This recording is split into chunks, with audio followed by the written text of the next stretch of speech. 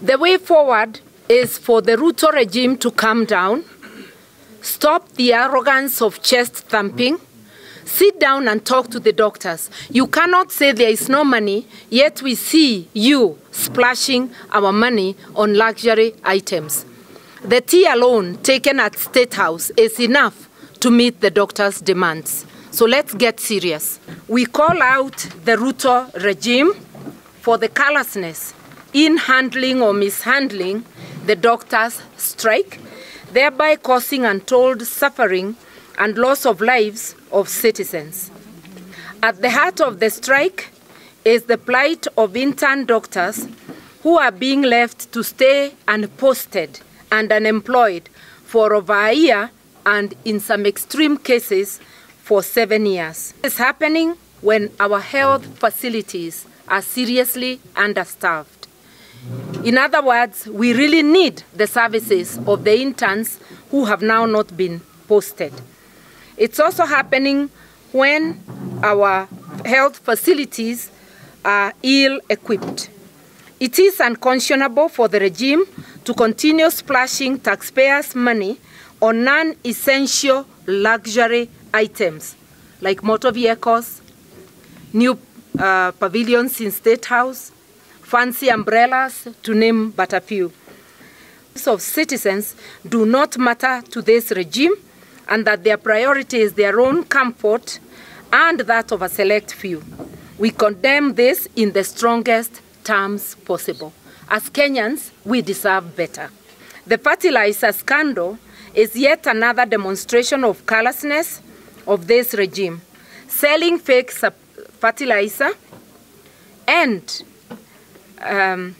seeds which are believed also not to be good enough, therefore fake seeds to farmers, is wishing hunger and death for Kenyans and especially the vulnerable, who are the majority. The fake fertilizer haste suggests a deliberate scheme to lower food production, to increase food insecurity, in order to force starving Kenyans to be at the mercy of food cartels. It is a sadistic act by those entrusted with the task of making the nation food secure.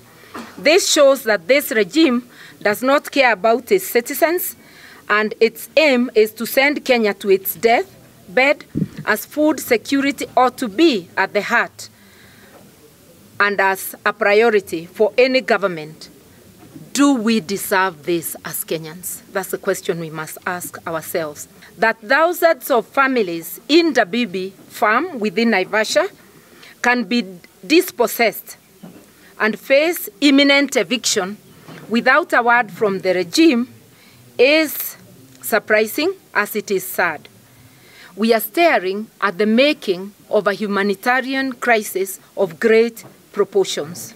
Alas, for the Dabibi, it is Ruto himself who is said to be the buyer in quotes, of the 5,000 acres from a Mr. Kipkulei. The curious questions that beg for answers are, when did Ruto acquire this land? How much did he pay? What was his source of money? Because hatujui kama akona shamba ya pesa. We just want to know that he was a bona fide purchaser. So what was his source of money? Did his due diligence inform him that there were over 40,000 families living on the farm? Because that is something that is known to any member of the public.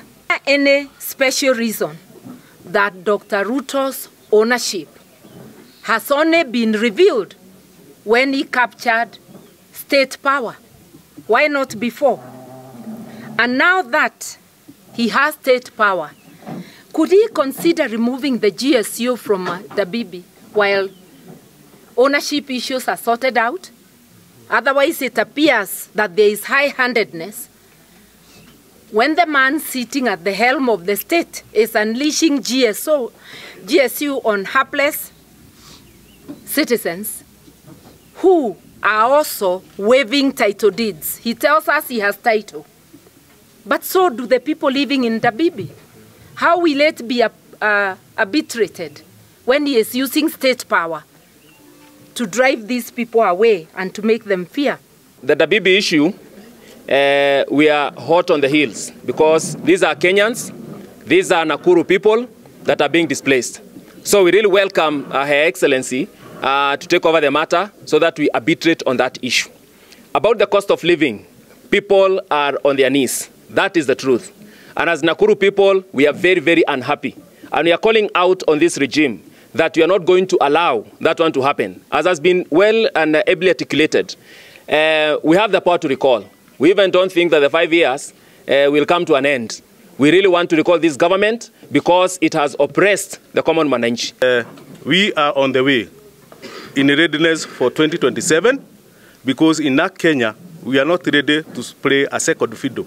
We are playing the first 11, and we are going to present, as we have declared here in Naivasha, that we are going to have candidates at all levels, from president, governor, senators, women rep, MPs, and also MCAs.